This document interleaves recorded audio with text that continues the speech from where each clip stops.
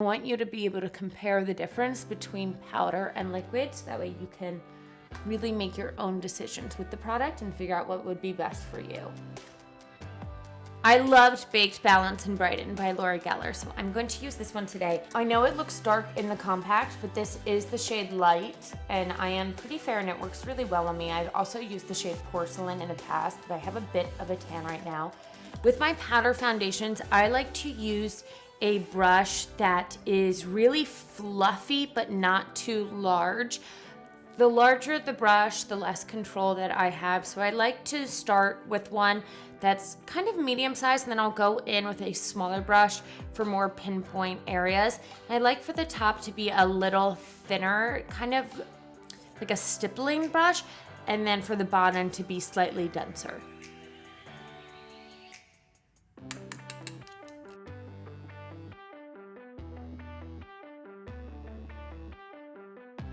So as I'm going over my skin, the first thing I'm noticing is how it doesn't really feel like there's any product on my skin right now. This is a very, very lightweight powder. I feel like a huge reason for that is since it's a compact and not a loose powder, I have a lot of control over the amount that I'm applying using the brush.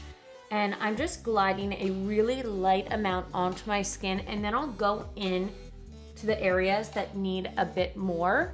But right now I'm just getting an even layer all over my skin.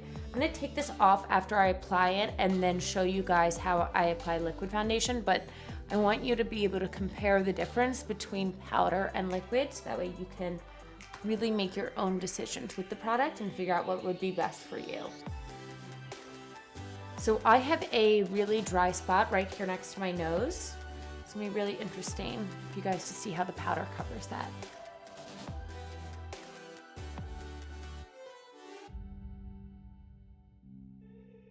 You know, things are getting serious when I put my hair up. Okay, now that I have a nice even layer of the powder all over my face, I'm going to go into the compact with the small end of my IT Cosmetics brush. For the areas under my eyes, I swoop the small end of my brush into the lighter areas of the compact. And then for darker areas, I can swoop in to the darker sides of the compact. Now for all over my face, I just swirl it around to get a mixture of all the colors. So for around my nose, I'm going to take a bit of the lighter shade, and where I have a blemish over here, and that's also a dry spot, I'm just going to cover it with the powder. Wow, that worked really well. Now I know it's not that big of a deal, but I do think I would have to work a little bit harder if I was using a lot of different liquids. I don't know why I've been so partial to powder makeup recently, but it's just been working really well for my skin, which is so interesting since I have dry skin. I'm going to take the lighter shade right over here to this section. I'm just finding that the powders on the market right now are very, very skin-like. And rather than kind of sitting on my face and making me a little self-conscious about hugging people and getting onto them, it really does look so skin-like. Now this is definitely a light to medium coverage product. So if you want to go in with a heavier concealer, you can go for it. I am totally a fan of layering liquid concealers over a powder.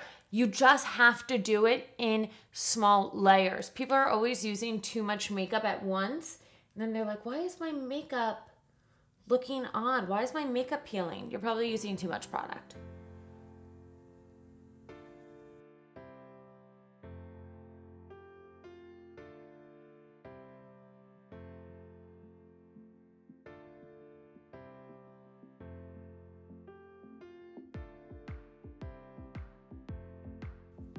I popped on a little lip gloss because I felt like my face looked really flat with just foundation on. Sue me. So I'm going to go wash my face, come back with clean skin, and apply liquid foundation. I was thinking about it when I was washing my face. I was like, I love liquid foundation. I'm so excited to apply it. It just depends on where you're going and what you're doing. And I really do believe they make so many different types of liquid and powder foundations for different skin types that it varies less on your skin type and more on the occasion, as it should. I'm using from Urban Decay the Naked Skin Weightless Ultra Definition Liquid Makeup.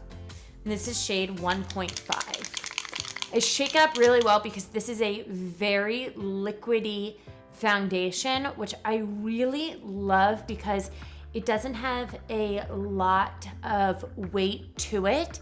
It just has the right amount of pigment. It's definitely buildable, which is key for me in my makeup because sometimes my skin's good, sometimes my skin's terrible. I used to always apply my liquid foundation to the back of my hand and I was wasting so much product. So what I do now is just apply a little bit in dots to my face.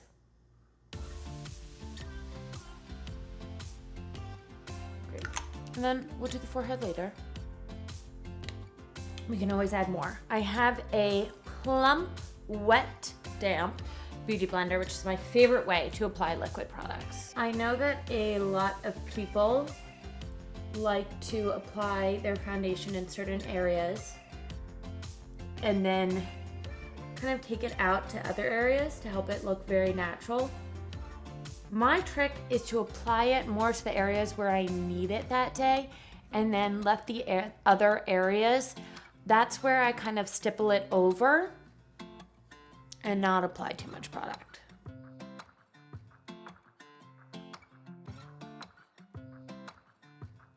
That applied a beautiful amount of coverage, and that was about 1/4 of a pump. If I was applying it to the back of my hand, I would have definitely been like boop, boop, boop. So I'm going to take a little bit more.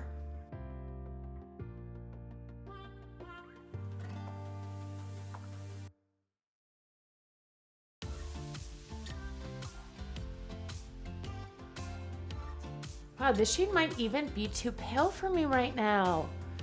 How interesting. Wow, vacation did me well.